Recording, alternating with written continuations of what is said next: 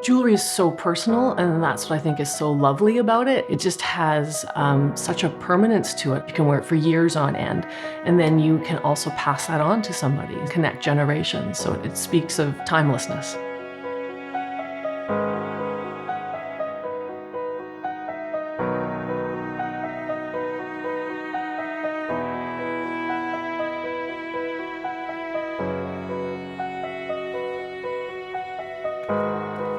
Design is something that my brain just does. Like I'll walk into a room and I just want to organize and group things. And design, I guess, is a way of thinking for me. Jewelry just really complements that. A line and a texture and a gemstone. And, I can take those elements and move them around to combine something that just has harmony and something that's very pleasing to me. You have to think about the end user. So it's not just of something that's attractive. It's like it has to be functional. How does it hang on the ear? How does that feel on a person's hand when they wear it? So there's also that connection that you have with the human form and thinking about who's going to be wearing that in the end.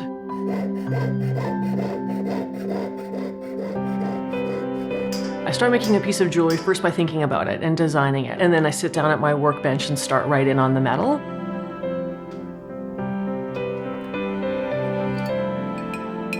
There's something about sitting at my bench for 3 hours, filing and cutting. There's just kind of a meditative quality to it, and sometimes I don't even realize time passing.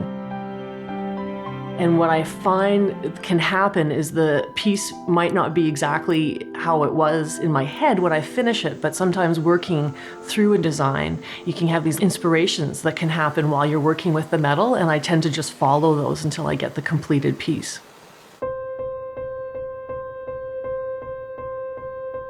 Inspiration comes from usually my environment.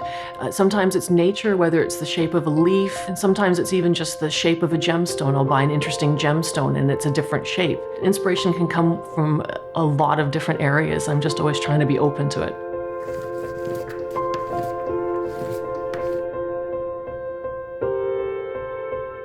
Once I have a completed design in metal, I will then go through the molding process, and that is then how I can cast and reproduce that. I can then make 6 more of those, in a third of the time. But there is something about it to me that's just kind of magical. I feel like a sorcerer with a torch, and then by melting silver and then using centrifugal force to inject that molten silver into that negative space, you're left with these components that I can then make jewelry out of. And I just still find that so magical every day.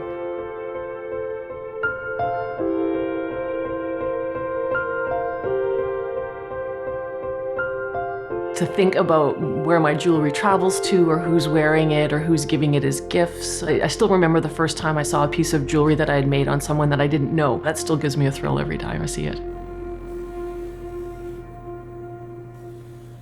I know I'm done when the piece is shiny and I put an ear hook on it, or I set a stone in it, and then it's a ring that's finished. And I put it on my hand and go, yeah, that's done, and file it away. And that just always makes me happy. I'm just really excited that people are starting to appreciate handmade things, and they're appreciating the story behind them. Because there is that division between things that are handmade and then what, I would consider assembled. I would never get that same kind of satisfaction if I just sat down and looked on some websites online and ordered it in, put those together simply, and then called it a piece of jewelry I made. And I think jewelry has such a rich history, and it is such a craft. It would be a shame to lose that human touch. I think people are really hungry for that and appreciate it and search it out.